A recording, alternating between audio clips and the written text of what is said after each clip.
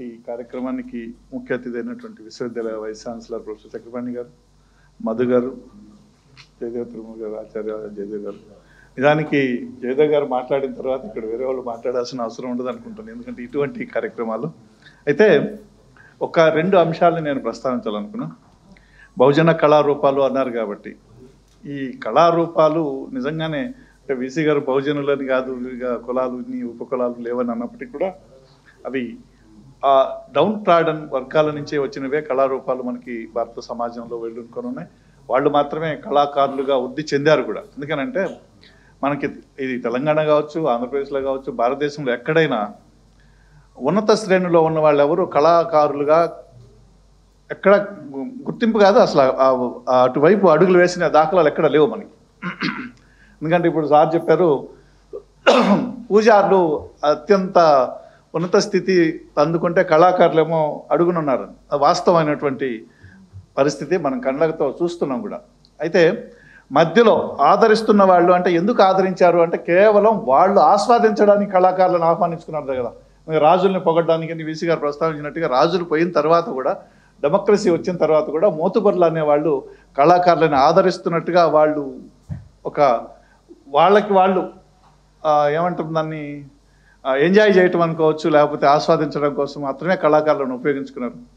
కానీ గ్రామీణ ప్రాంతాలలో మాత్రం ఈ కళలు అటు మానసిక శారీరక వికాసానికి ప్రతి పౌరుడికి ఉపయోగపడ్డాయి.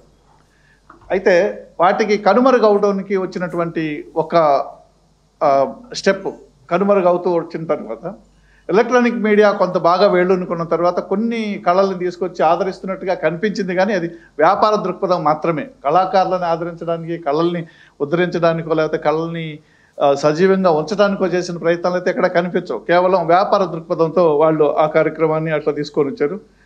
తర్వాత మనకి ఇప్పుడు సినిమా పాటలో లేకపోతే ఇంకోటో కళ అనుకున్నా, సాహిత్యం అనుకున్నా, ఆ వాయిద్యాల హోర్లో వాటికి ఉన్నటువంటి ఆ సంగీతం కనిపించకుండా వెళ్ళిపోయింది. అదే మనకు గ్రామీణ ప్రాంత ఇటువంటి ఇక్కడ ఉన్నటువంటి కళాకారులు అయితే ఒకే ఒక వాయిద్యంతో ఎంత అద్భుతంగా గానము వాయిద్యము రెండింటిని సైమల్టేనియస్గా తీసుకొట్టేటటువంటి ఆ పరిస్థితిని మనం గమనిస్తున్నాం.